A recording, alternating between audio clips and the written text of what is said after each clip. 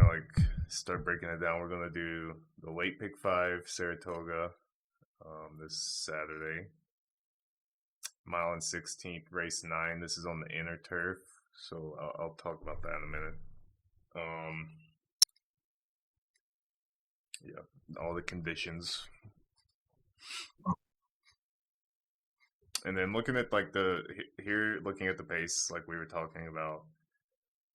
I think there's a couple horses that maybe get out early, like the Swift Sure is a good example of a horse. It's probably not used to this length. It's probably going to burn out quick and have a quick pace. I don't think there's that many horses that are going to compete with him, though. I think there's going to be a lot of late speed in this race, and I think that suits the inner turf at Saratoga at the mile and 16th. I think like outside horses coming in late get set up really well from any earlier pace. So my main horse that I would look at for here, like my number one, is going to be Smokin' Tea with John Velasquez. He's been really good at like these 1 mile and 16th, mile and 8 distances. He's 1-1 at Saratoga. Really good, pretty good speed, like just off the pace, which is like the horse. Those are all the horses I'm looking at on these Saratoga races right now. Is like not the front pace, but just like that right off the pace, number 3, number 4 horse that's going to come in at the last second. He's been really good at like these graded stakes races. He's been good at these ungraded stakes races. I like horses that have this history here of not competing with Lasix, which is this L here. He's got a good workout recently. So where do you see that? The workouts? Yeah. Down here. Oh, okay. 48 seconds in 4 furlongs. You typically want about 12 seconds a furlong as a workout. That's just like a good pace. But you could see that day he was 1 of 29, meaning that was actually like a fast number for that day, which I'm more interested in like this number here. Like out of all the horses that worked out at that distance, how good was he? So you can see he's been pretty good. He's on like the perfect amount of rest. Like I love horses that are. He hasn't raced in 2 months. About right. 2 months is like the max. Like 4 to 6 weeks, 4 to 8 weeks is kind of the perfect amount to like get a horse really revved up for a race. Yeah. And the last time he was out in this Arlington race, I think Autumn and Fleet was like a really good horse, and he was only he lost by 8 lengths, but I think that's doesn't do like the run he had justice. I think he got bumped a little bit in that race, which probably set him back a couple extra lengths. It's saying we have a hot jockey here. Let's see, where's that saying? Hot jockey last 7 days. Yeah, John Velasquez. He's won 4 of 13 in the last 7 days at Saratoga. I like that. I like the 15% overall Saratoga meet. That's pretty good. It's been pretty random at Saratoga right now. Like even the really good jockeys some of them are having like a down few weeks here. So I mean that's actually a really good number for this meet right now, 15%. So I think he's going to come in flying off just that second pace. But if I'll put 2 other horses underneath him here. I'll put Big Everest. I really like Big Everest. I think another option you have with this type of pace where it's like probably 1 or 2 horses burning themselves out early and then a couple other horses that are going to just cruise off of that is like Big Everest type horses where he could actually go out and set the pace. He's been doing that a lot in like all of his races. Not like a blistering fast pace, but a pretty good pace for like mile and the 16th races, 23 and 48, 24, 48, 23, 47. If he goes 23 and 47 in this race, he could just like gate to wire the entire race. So I think it's good to include him in here. So he can set the pace, but you don't think he'll burn out? Nah, yeah, he's like you can see in some of these races he's won. Even at like here last race out, mile on the 16th, he set the pace pretty moderate, but just gate to wire it and won the whole thing. Same thing down here, mile on the 16th. That's where he set the 23:47 a couple times and gate to wire them both times, 3 times in a row actually. Oh wow! So, and here he beat Smoke and Tea. This was last year, so I don't put a whole lot of weight into that, but it's good to see that they're kind of competing at the same level, and he's been beating him. Mm-hmm. 1 of 3 at Saratoga. I like that. 3 of 5 at the distance. I love that. And then the last horse I would throw in here, maybe, is Irish Aces. Just as like a more late closer option. He had a pretty good run out last time. He was on Lasix then. I don't know why. Oh, he's not on Lasix here yet. So that's kind of why he would be my third option and possibly leave him off the ticket. Is I don't know how he's going to run going Lasix to non-Lasix at the same distance when he wasn't that great with Lasix just a few weeks ago at this distance. And that's pretty quick turnaround, like 2 weeks to race again. But if the pace could set up to like a good close by him, so he would be like my third option, possible not included. Also, I guess we're recording this on Thursday, so there's still a day and a half of weather that could affect the course. So I guess keep an eye on that, and that would be like my defining factor for some of these horses, whether I include them or not. Are any of the horse races indoors? I've never seen that. Maybe in another country. Like the Coliseum, I guess. They'll probably do that eventually. So yeah, it's like going to still be raining, and he doesn't have a lot of experience raining. So if it's a faster track, maybe include him as the third He has option. the fastest. What did it say? Highest speed at today's distance. Best turf speed. Yeah, I mean he's a good horse. He was competing a lot in like grade 2, grade 3, and then he took a break. This is only his third back, so I like that too. That he raced in March, but this is like his third back off of that layoff. I just don't like that he's been swapping it up with. He was in a greatest stakes, so he had no Lasix. He was in an optional claimer, so he went to Lasix, and then he didn't win, and now he's back off of Lasix at the same distance. So that's a medication that helps him breathe. By the way, Garrett. Oh, okay. It helps like contacts. helps their lungs like not fill up with fluid because like big horse races will do that. That's good.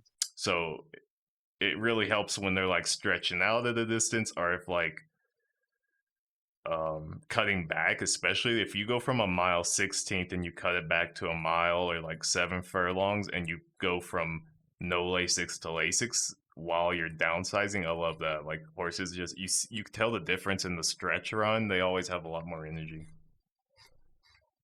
But I'll do a recap at the end of those 3 horses. But that'll be it for the picks in race 9. If you did a trifecta, would you include all 3 of those horses?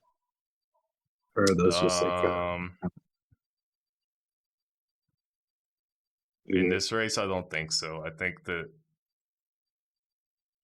it's a kind of weird pace up scenario, so there could be some weird shenanigans with some of these horses. There's a lot of horses that like they're rated as speed horses, but they don't put up fast fractions at all. So I don't know. Sometimes when you see that, it just turns into like a weird, like all horses are in it kind of deal. Mm-hmm. And then I'm not in on the favorite More Than Looks, even though it's got Irad. Irad's best jockey probably in the country right now.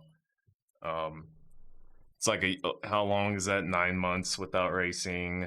I gotta see it once. It also doesn't have a lot of experience at the distance. Only 1 race, and that was on Lasix.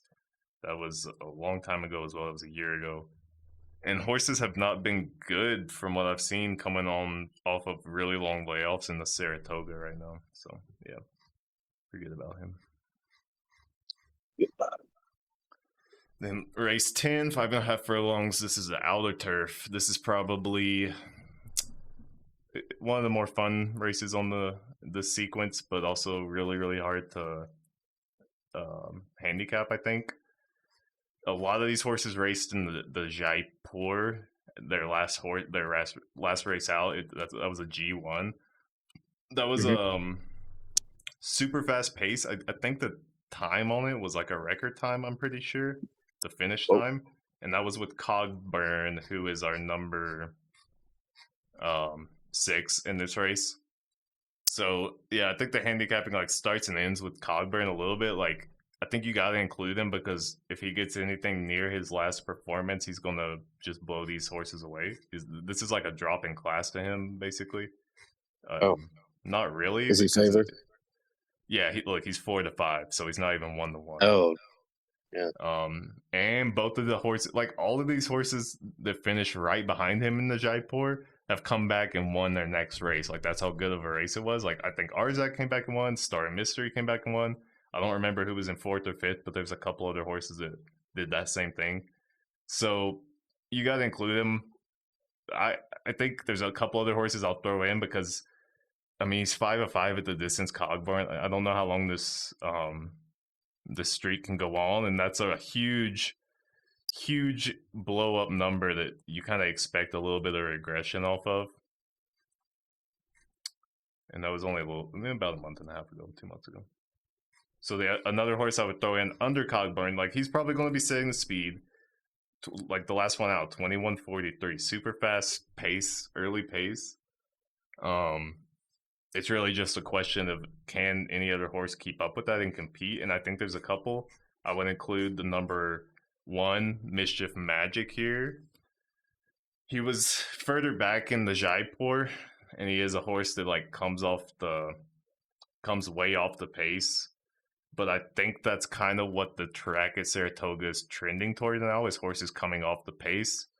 This is the outer turf, not the inner turf. If it was the inner turf, I would definitely say that's the case. The outer turf maybe slightly less, but I think he got a really bad trip last time out. Met Mischief Magic. He was on the 12 post position, just really far out there and super fast speed that he just wasn't able to catch up to. And he still only finished fifth by 4 3/4 lengths.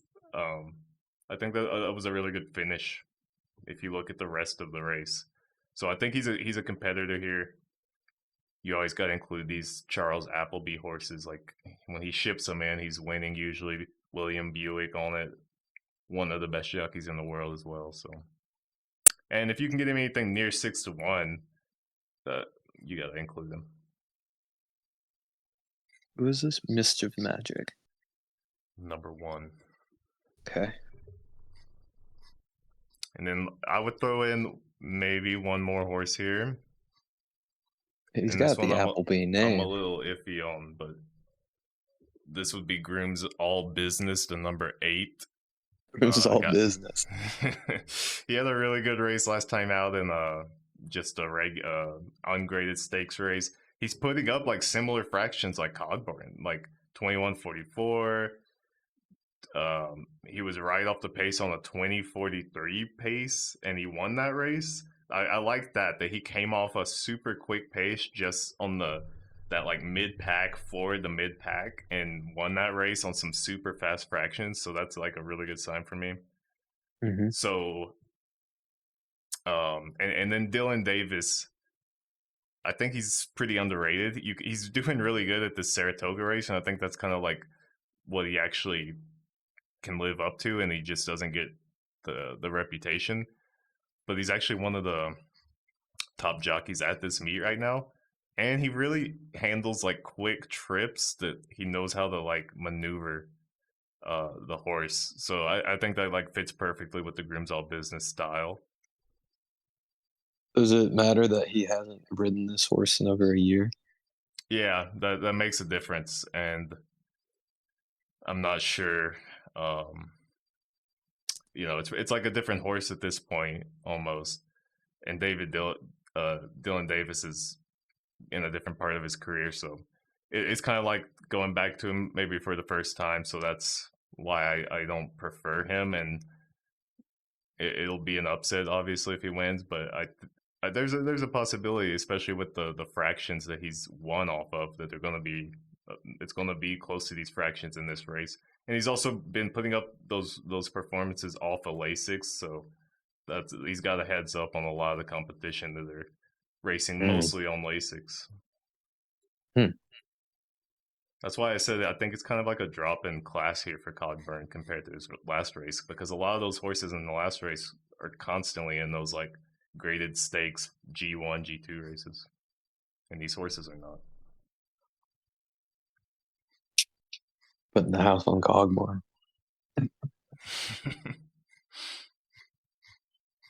All right, let's move on to the third leg, the 11 race, 1 1/8 mile, the Whitney Grade 1. This is on the dirt. I'm going against the favorite here again, and this is probably the most controversial because National Treasure, the favorite, is going to be hammered. Wow. A lot of people are probably going to do their pick fives, like singling this race with National Treasure. So this is where I'm like getting, what do you call it? I'm going against the grain. What do you call that? You're going against the grain. All right. But I'm going against National Treasure. He's only won once at this 1.8 mile distance. He's got Flavian Pratt, so I mean, he's understandably the favorite. He very might well win, but I'm just going to take a shot here. I think these last few races he has won. What was this? The Pegasus World Cup, and then the Metropolitan Mile. He like wasn't challenged at all in those races for me. He was basically just able to do whatever he wanted. So I think there's a shot. And then like these have been such high speed figures. I think a little regression would be normal. And here he lost at 1.8 mile to Senor Buscador, who's a good horse. But I don't know. I'm just gonna take a shot. I think that there's some other horses that are gonna compete with the pace that he's gonna set up. And since he's barely been, if you look at the races he wins, he's setting the pace and he's going like gate to wire almost, you know. And then these races where there's some other speed up close with them, he's not winning. He's finishing, you know, actually quite well. So that's my main thing against him is I think there's going to be some other speed in this race that competes with him. It's 1.8 miles on the possibly sloppy or wet dirt track, so I think he might burn out toward the stretch and leave some room for like some more closer horses, finisher horses. So first I'm actually going to go with Skippy Longstocking over. A lot of people probably done with Skippy Longstocking or just feel that they're overrated. I don't know. I feel like there's like a weird stigma against Skippy Longstocking. But I think they've put up some of those fractions. Like they're going to be right off the pace if National Treasure does anything like some of his other races, like 47, 46. That's the thing too, is like he's been in shorter races a lot recently, putting up like 46 second fractions. And I think that can burn you out on this 1.8 mile on the wet Saratoga.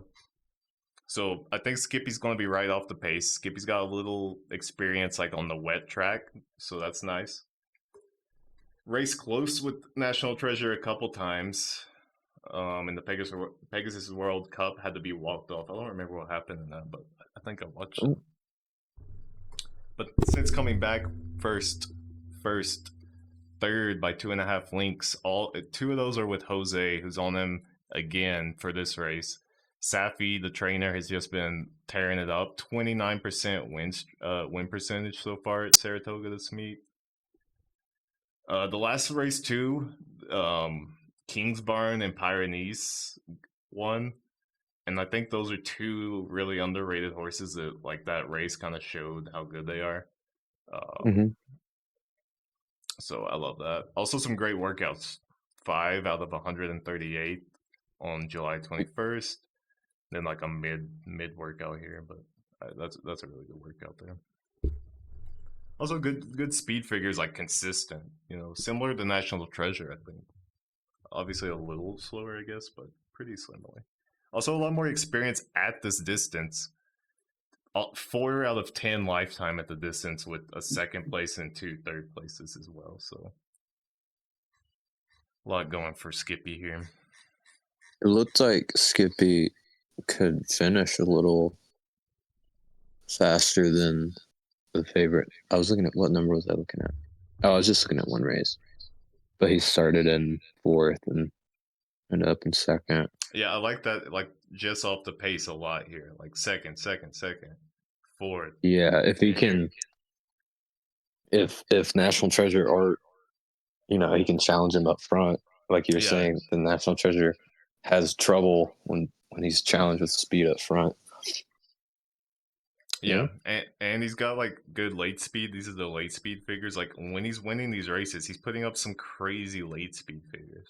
Which I think that's what's gonna happen is National Treasure's gonna burn out in the stretch, and it's gonna leave Skippy to pick it up. Yeah. Let's look at if you look at National Treasure's late speed figures, they're good, but he's not having to like put on a performance. He's like done most of the work by the time he gets to the stretch run. Mm-hmm.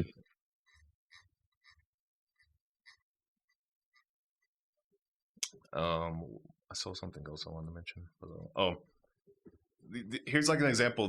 There's a lot of horses in like this in the race. Arthur's ride number 11. He's been running at shorter distances. He's been putting up 23:45, 23:46, 22. Well, he was off the pace here, but like pretty quick fractions that are absolutely going to burn out if they do that on this mile and 8 dirt track at Saratoga. Another one, Charge It, number 12, 23:46, 22:46. He was just off that pace. Tumba Roomba also likes to put up some good fractions. Il Miracolo, good fractions, 23:45. Like, these are some really fast fractions for a mile and 8 dirt race, I think. And then I would include one other horse to try to beat the favorite. That would be the 9 Bright Future. I think it's a pretty similar argument. Bright Future, Skippy Longstocking. Like Bright Future, maybe even a little bit more likes to sit back and come off the pace. He's been like 3 links back, a link back, 13 links back, 14 links back. Not always worked out for him, but I think that kind of trip is going to be prime in this race. Here at a mile and the 8th, he had good speed figures and was just off the pace as well. I like to see that. In some of these last races, like he put up a 104. That was in the last year at Santa Anita, but like White Barrio is a super fast horse, and he only finished 3.5 links behind, 3 3/4 links. That's a really good race. Todd Pletcher, 20%, and 2 at 2 lifetime at Saratoga. I like that when. And sometimes in these races where it's a lot of like, there's a lot of horses in this race that are like going to go to the front early and put up some decent figures. It's like when you're cutting down who you like more than the other. I like to see the horses that have ran good at Saratoga. At least right now, it seems like horses that have some Saratoga experience are winning more. That might change. That's probably going to change up as the meet goes on, but these first few weeks have been like that. Do you think this race could also lend itself to just kind of up in the air as far as finishes? Because some of those odds are pretty long. Yeah, I think there's actually like if I were to get into some other horses, I think you can make an argument for a lot of these horses. I think a lot of these horses are putting up similar times as National Treasure. Maybe this isn't the perfect position for some of them, but like Warrior Johnny has been putting up some really good fractions and finishing good. He's looked good in the races. He's been on Lasix though, and he's coming off, so that's a knock. But he's probably going to put up some fractions early. Il Miracolo also puts up some fractions. He's got a lot of graded stakes experience. He's always finishing close, like almost every race. Look how far back you can go of like 3, 6, ahead, 2.5, a neck, forward links back. Like he's always finishing well. Krupi, like if you look, he's faced National Treasure a few times. He beat him in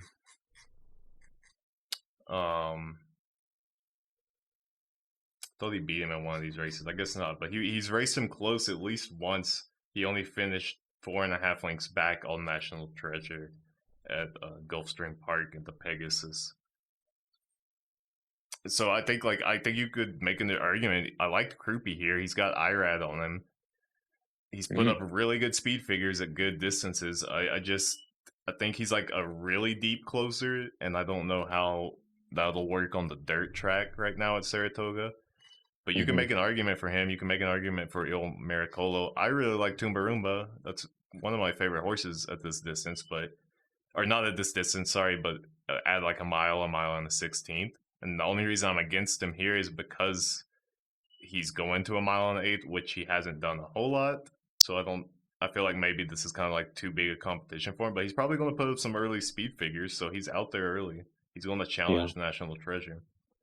So yeah, this is like I think this is the race to take a shot. I think Cogburn's probably winning that other race. And then there's going to be so much money on National Treasure that you can find some really good prices.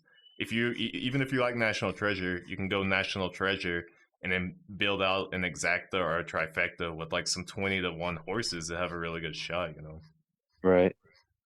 Not a bad way. That's fun.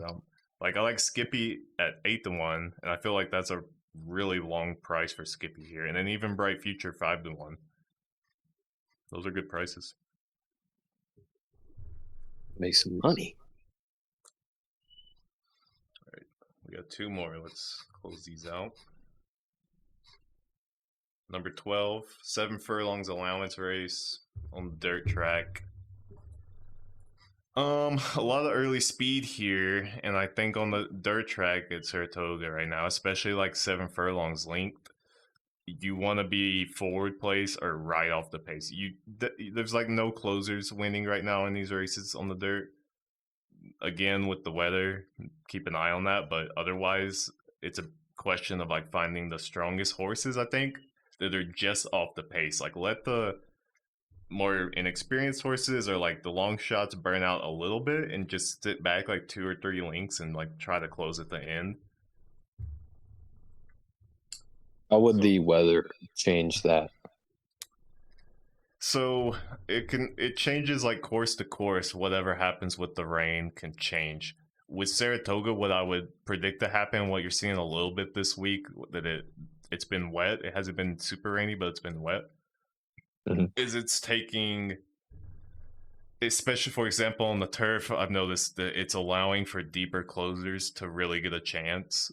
And I haven't seen that as much on the dirt, but like what's happening probably on the turf is it's softening up the turf a bit. So speed horses are having to expend more energy to do their early run, and they're burning out quicker, and it allows like the distance horses, the closers that can just like keep up the same pace the whole race to finish out a little bit stronger. I would bet that's what's happening there. With the dirt at Saratoga, like I don't know, it gets muddy and it's just like a shit show. Like you don't know who's gonna win. I feel like. Yeah. Which that's if it is muddy, what you want to do in these races, if it's muddy or sloppy or whatever, is just go down here on the PP. I'm gonna scroll down and just look at the mud speed for these horses. This is the mud speed column it has on this Brisnet PP. And that's basically it. You basically just want to see, does this horse have dirt experience and is it a decent speed figure? You can see, for example, Miss Enchanted has a little dirt experience and she didn't like it. She has like a super low figure. Let's see how many times she's been on the mud. Just once. She's a young horse. But you can see some of these other horses maybe have a little more experience. Let's look at Bonadou, or Striker has dialed. They probably ran a few more. Our Striker has dialed just one, but he responded well to the mud, so you like that. Bonadou has ran like every other race, either muddy or sloppy, and looked pretty decent. So, you know, that's what you want to do. What happens at Saratoga if it's raining is they start just scratching off these horses. Like you'll see a 10 or 12 horse race get cut down to like 4 or 5 horses. So it makes it a lot easier to pick, but reduces the payouts, you know. And I was going to see, like, this race doesn't have any, but sometimes they have extra entries. Like in the next race, you see these MTO entries. That's main track only. That these horses are only running if it gets rained off the turf onto the dirt. Anyway, so for the 12, 7 furlongs on the dirt, a lot of early speed. Like I said, I think you want to get a couple horses that are just off the speed, maybe, or that are speedy enough that they can run the show the whole way. That's been a lot of these races as well at 7 furlongs. So my number one horse, or my top horse, would be the number 2, Striker Has Dial. A lot of good speed figures in the few races after the mating. I like this. This is the 3rd race after the maiden, cutting back from a mile the last 2 races. Both of those at Saratoga as well, so some good Saratoga experience. These 7 furlong and mile races at Saratoga, they like run them out of the chute here, so it gets like pretty tight. And you typically want to avoid like the one horse. A lot of people will discount more like the 1, 2, and 3 post positions. I'm okay with going with the 2 horse that has a lot of early speed. They can get out far enough, quick enough to like not be too affected. And especially like if you're in the 1 spot, you have to get out quick. So you know he's going to try to get out quick. Striker Has Dial's going to try to get out quick. I think he can beat Bonadou here. And what happens a lot is like Bonadou's going to get pinched inside, and it's going to move him back a couple links when they hit the main track here. So I like that 23-46. I like that Kendrick Carmouche. He's good with the speed horses. Him and Horacio De Paz have been at 31% the last 60 days teaming up. Love that. They seem to just be on like a good connection right now. And going back to Lasix, I love this. Last race at Saratoga, a mile non-graded stakes race off of Lasix, cutting back a furlong to 7 and putting the Lasix back on. Like that's like a huge winning formula. I see a lot. It seems to like just give him a whole lot of extra wind in the last stretch run. So that's a good combo for me here. And then the odds seem to reflect your thoughts, right? Yeah, I think he might be the favorite here. Let me check. He's 5-2, so like 2.5 to 1. Yeah, he is the favorite, so makes sense. He's pretty likely to win it, but I did include a couple other horses here, mainly because it is a 7 furlong race where the favorite is inside, so some stuff can happen. I would include at least, I really like number 7 here, St. Benedict's Prep. Really good speed figures. 2 of 5 winning at the distance and another 2 placing, and 2 of those have been at Saratoga. So he's got, only 1 of those at Saratoga. Or I guess that was a while back. It doesn't even show his last 7 furlong at Saratoga. But I don't know. I think he's got enough experience at the 7 furlong distance that it won't bother him too much coming out of the chute. He's been really good pacing these races, 22-45. He's putting out some fractions, like he could gate to wire it, and if not, he's putting out fractions that are going to cause some of these other horses that have to go early, like the 1 and the 2, they're going to have to get up there and battle for the lead early with him if they don't want to get pinched in. So I like that he's outside putting those speed fractions up. He's got experience with Jose Lezcano. Jose hasn't been killing it at Saratoga, but like I said, a lot of these pretty good jockeys are just kind of struggling. It's kind of random, some of these Saratoga races, I feel like, but he's good with this type of horse. He's good at sprints. Linda Rice also is kind of like, I feel like she's due for some good races. She's like you typically see her winning at like a 20% clip at these meets or higher, and she's a little bit below that, but you can see she's got a lot of 2nd and 3rd place finishes. So she's right there with these horses a lot. I think this one's got a shot in this race. You know, the favorite isn't such a clear favorite that I wouldn't include St. Benedict's Prep here. Let's take a look at the track bias. So there's only 15 races been run at this distance so far this meet, but you can see that there's a pretty decent edge to betting the outside, like 4 to 8, compared to the rail and the 1, 2, 3 spots are significantly lower. The impact values are like how much they're impacting your return on investment. So you can see like 1, 2, 3 is actually 20% lower almost expected value. And the last horse I would throw in here is Zadorsky. The connections, these early weeks at Saratoga, you bet the connections a lot. You bet who the owner is, who the trainer, the jockey trainer combo, that kind of stuff. The connections aren't like screaming here. Luis Saez has been pretty low this meet. Like, he's a good jockey, and he's just not winning races right now. And he's getting some good horses too, so I'm not sure what it is. He just hasn't taken to the track this meet. But Zadorsky last time out, like, had a really good finish. Won by 4 lengths coming off the pace, which is just a perfect scenario here at Saratoga right now. If he can, like, stay right off the pace, and these were some pretty quick fractions, 22:45. If he can just stay right off the pace again, he's going to get in a perfect position. He's in the 4th post position. I like these horses coming from the outside a little bit more, but it doesn't take me off him. I would definitely include him as the 3rd horse in here. He's also got Saratoga experience, one of one at the distance, not at Saratoga, but he probably has experience at the chute if he's been running 6 furlongs at Saratoga. Also got some pretty good workouts here that I like to see for these 3-year-old horses, especially like in the northern circuit, New York and all that. You like to see the workouts, see what they're looking like, and he's looking pretty good. Also, this is the third race for him on Lasix, and the 3rd race with Whitworth Beckman, who hasn't even won a race this meet. I don't love that, but I like to see that he's improving with this trainer, with the regiment. He's got Lasix on, and it's been like finishing really well for him, so he's worth including. Love it. All right, let's go to the last one, and then I'll do a little recap of the whole ticket. Last race, maybe one of the harder races. Mile on the 8th, outer turf, optional claimer, $62,000.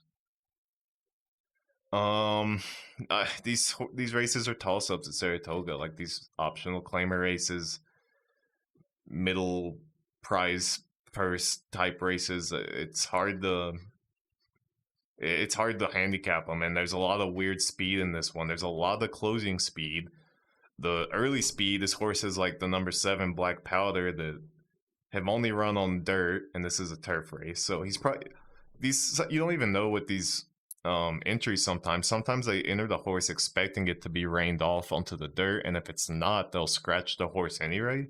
So some of our early speed might not even be in the race if it's on the turf. Mondego is probably the speed, and he's not putting out amazing fractions either, but he likes to get out to the front early, and then he just hasn't been closing it, so he's going to get beat by some of the late speed in this race. I think there's a lot of good late speed. It's a question of who shows up, I think. And then who was the favorite here? Favorite is Freedom Trail, the 1. So he would be my 3rd choice in this race, and I think I'm going to leave him off to keep the ticket at a certain price. I'll go over that in a second. I'm going to go against the Freedom Trail, the 1. He hasn't raced in 8 months as well, so that's enough reason for me to get off him.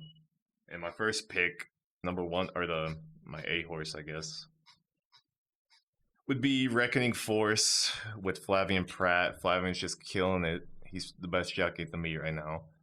You a Pratt head? I'm a Pratt head, big Pratt head. I'm a Flavian freak, actually.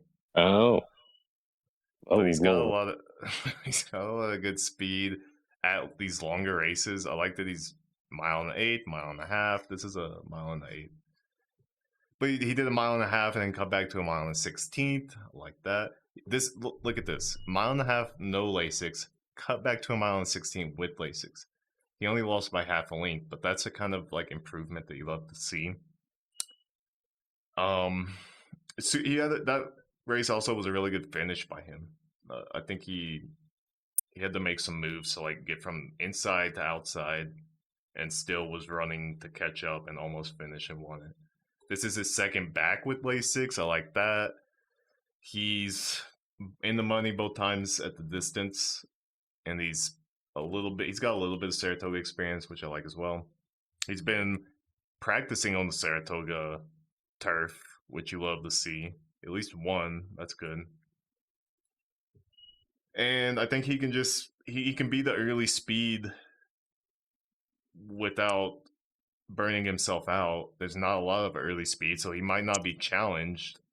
And he does have some late speed, some finishing potential, especially now that he's back on Lasix at this distance. So I think he's like Mondego might outrun him a bit early, and I think that would set up perfect for a good finish here by Reckoning Force. The last race, 22:47, some pretty quick fractions, and he finished, he almost won it, half a length off, so it's my favorite horse here.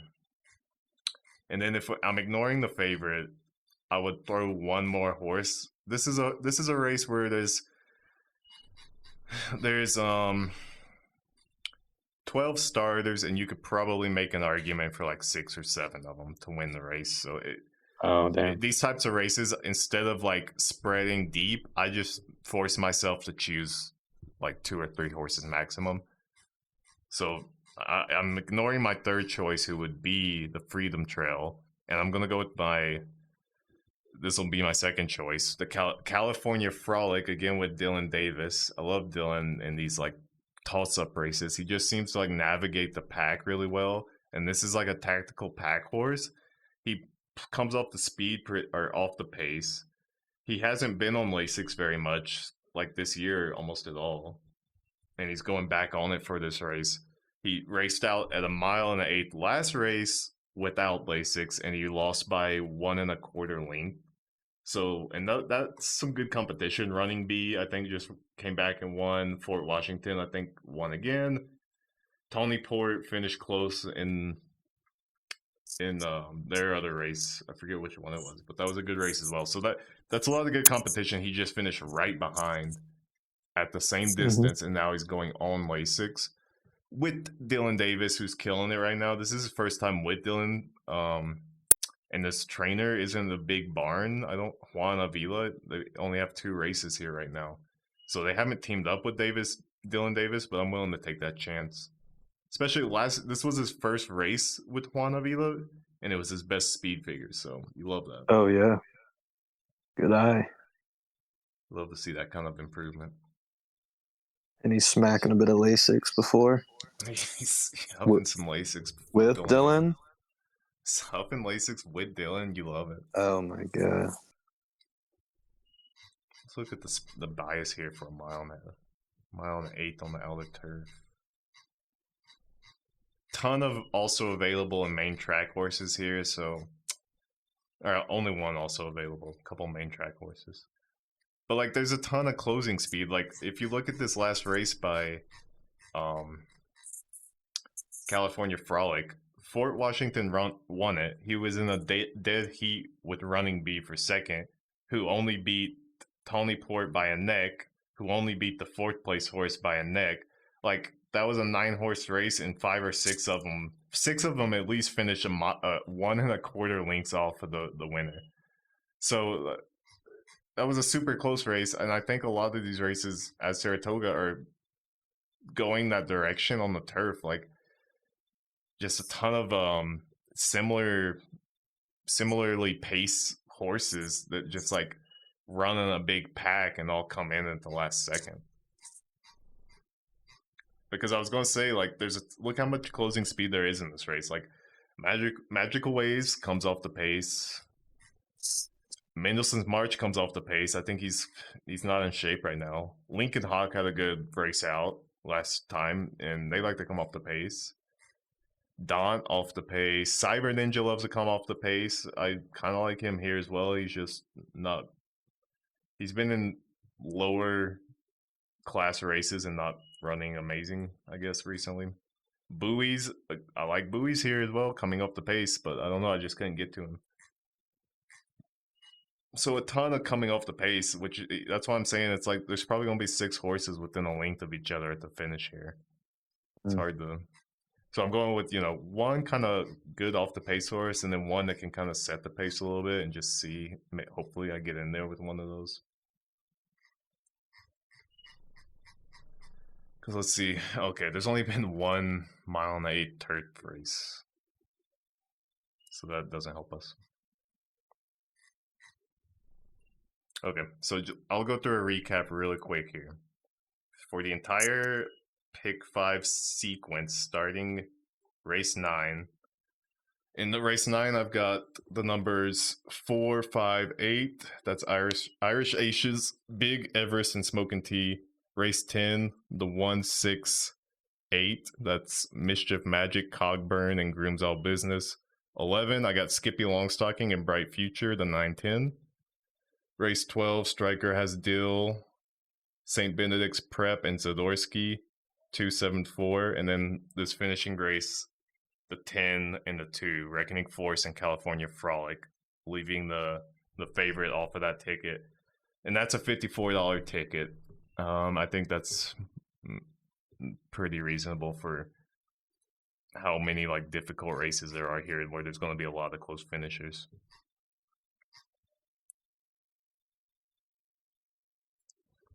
Let's look at that. Let's look at that, and I'll mention that. I'll cut this part in. Okay.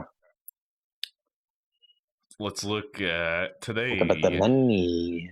So today, a lot of these races got rained off, so I would bet the payout isn't good because there weren't that many horses. Oh no, it's still pretty good. So like the pick 4 paid out $1,678. The pick 5 paid out $7,853. It's a hefty pick 5 right there. Too bad. Pick 6 paid out $35,000. So that's a really good payout for a rainy day at Saratoga.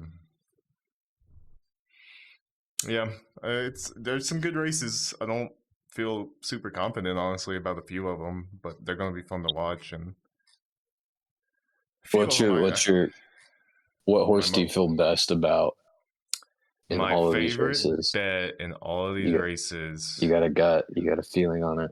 I think Mischief Magic in the 10 against Cogburn. I think that's a really good rematch. I think Charles Appleby has got these horses just absolutely cranked up right now. He's been killing it. I mean, he's only 2 or 3, but the horses that are winning look really good.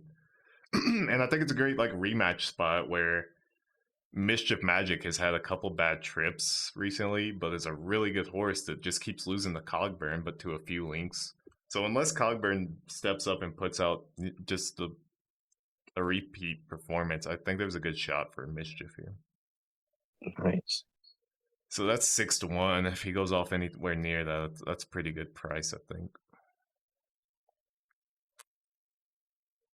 In the first race that we talked about, I like Smoking Tea. I like Smoking Tea as well. I like Mischief Magic a little more confident, but I like Smoking Tea a lot.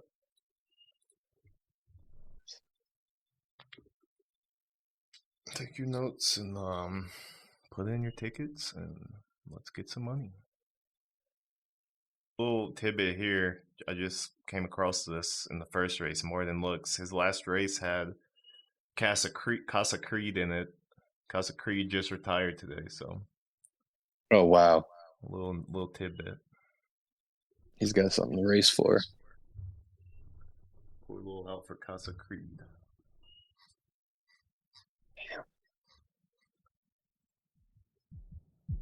A little LASIK out.